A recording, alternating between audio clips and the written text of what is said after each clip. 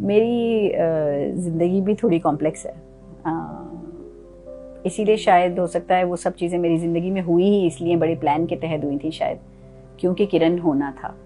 तो मुझे तो लगता है मेरी पूरी लाइफ जो है वो एक प्रैक्टिस, एक तैयारी थी इस चीज़ के लिए जो मैं अब कर रही हूँ। और अभी भी मुझे लगता है कि मंजिल अभी भी कहीं और आगे है। मेरी अम्मी फॉरेनर हैं, she is not a Pakistani, और वो मुसलमान भी नहीं है, वो क्रिश्चियन हैं। तो जिसकी वजह से मैंने ये डाइवर्सिटी अपनी लाइफ में देखी। मेरे अब्बू मुस्लिम हैं, मेरी अम्मी क्रिश्चियन हैं। 6 साल की उम्र में जब मैं छोटी थी तो मेरी अम्मी पाकिस्तान छोड़ के चली गई थी। शादी मेरे अम्मी अब्बू की जर्मनी में हुई थी। They were both in medical school, और वहाँ से ये यहाँ आ गए और मेरी पैदाइश यहाँ हुई हैदराबाद में। तो उसके बाद अम्मी यहाँ रुक नहीं पाई और अम्मी हमें लेकर, मुझे और मेरे भाई को, जो मेरे बड़े भाई थे, हम दोनों को लेके वापस चली गई, जर्मनी चली गई। और वहाँ पे मैंने किंडरगार्टन अपना स्विट्ज़रलैंड में किया और 2 साल तकरीबन मैं अम्मी के साथ रही। और उसके बाद मेरे अब्बू अम्मी में डिवोर्स हो गई और अब्बू ने हमें वापस पाकिस्तान बुला लिया। कस्टडी के थ्रू हम वापस आ गए पाकिस्तान। तो ये जो टर्मोइल उस एज में जो हुआ, 6-7 साल 8 साल की जो उम्र होती है, आपको समझ नहीं आ रहा होता कि आपके साथ क्या हो रहा है। ऐसा क्यों है कि कभी अम्मी हैं तो कभी अब्बू हैं, दोनों साथ क्यों नहीं हैं, और नेचुरली इंसान फील करता है। लेकिन उस वक्त बचपन में आपको पता नहीं चलता कि इसके असरात क्या होंगे आप पर, आपके अंदर क्या चीज़ रह जाएगी, कौन सा वॉइड रह जाएगा। ये आपको लेटर इन लाइफ रियलाइज़ होता है कि अच्छा, ये सब चीज़ों की वजह से मेरी पूरी पर्सनैलिटी की साख्त बनी है। मेरे भाई पे एक अलग असर हुआ, मुझ पे एक अलग। वो बड़े थे मुझसे, 5 साल मुझसे बड़ा था, तो जाहिर है उसने अलग तरीके से इसको लिया। मैं बहुत छोटी थी, मैंने और तरीके से लिया। जब मैं इधर आ गई वापस पाकिस्तान तो मेरे अब्बू ने दूसरी शादी कर ली, तो मेरी ज़िंदगी में एक और नई अम्मी आ गई। तो वो नई अम्मी, 2 अम्मियों का होना, छोटी एज, आपको एक एक्सेप्टेंस का भी प्रॉब्लम होता है। वो भी एक काफ़ी टफ़ टाइम था, लेकिन काफ़ी अरसा उसमें गुजर गया और चीज़ें बाद में बेहतर हो गई। मेरी शादी बहुत छोटी उम्र में हो गई। आई वॉज इन इंटर, मेरी 18 साल की उम्र में शादी हो गई थी।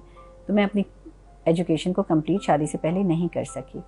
लेकिन शादी के बाद फिर मैं अपने बच्चे पालने में, अपनी फैमिली में मेरा गुजरा टाइम 15 साल ऐसे ही। 15 साल के बाद I went back into studies, तो मैंने फिर पढ़ना शुरू किया। तो मैं आई बिकेम अ न्यूट्रिशनिस्ट। उसके बाद फिटनेस प्रोफेशनल थी, न्यूट्रिशनिस्ट थी। मैंने 14 साल ये काम भी किया, अपने घर से किया, क्लिनिकल किया।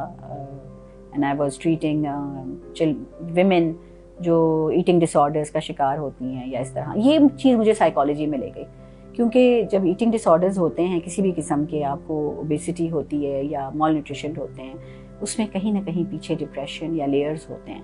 उस ज़माने में मैं काम करती थी अपने घर से, so I was only working with the elite crowd. वहाँ पे भी मैंने देखा कि बहुत ज़्यादा डिप्रेशन था लोगों को। वहाँ से होते होते मेरा इंटरेस्ट टीनेजर्स में बढ़ने लगा, क्योंकि वो जो मेरी क्लाइंट्स थी या जो मेरे पास जो लेडीज़ आती थी, वो अपने बच्चों का मुझसे बहुत जिक्र करती थी कि हमारे बच्चे ड्रग्स में जा रहे हैं या स्मोकिंग में जा रहे हैं, या क्या बात है, कमरा बंद कर देते हैं, हरमिट हो जाते हैं। एंड शायद गिफ्टेड, या मे बी मैं अल्लाह से बहुत शुक्र अदा करती हूँ इस चीज़ का कि I had a very good connection with teenagers. अब टीनेजर्स को अंडरस्टैंड जब करना शुरू किया तो वहाँ से इंटरेस्ट और ज़्यादा बच्चों की साइकोलॉजी में बढ़ा।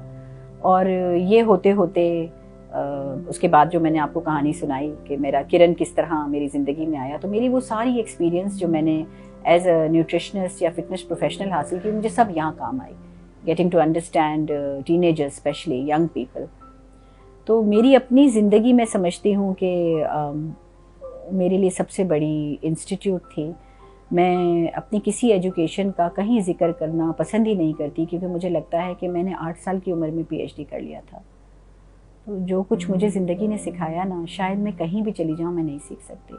आज भी जब मैं किताब लिखने बैठती हूँ तो मुझे बस एक अपनी ज़िंदगी सबसे बड़ा लेसन लगता। पूरे वाक़यात जो लाइफ के होते हैं ये लेसन होते हैं, इससे बड़ी कोई इंस्टीट्यूट है ही नहीं।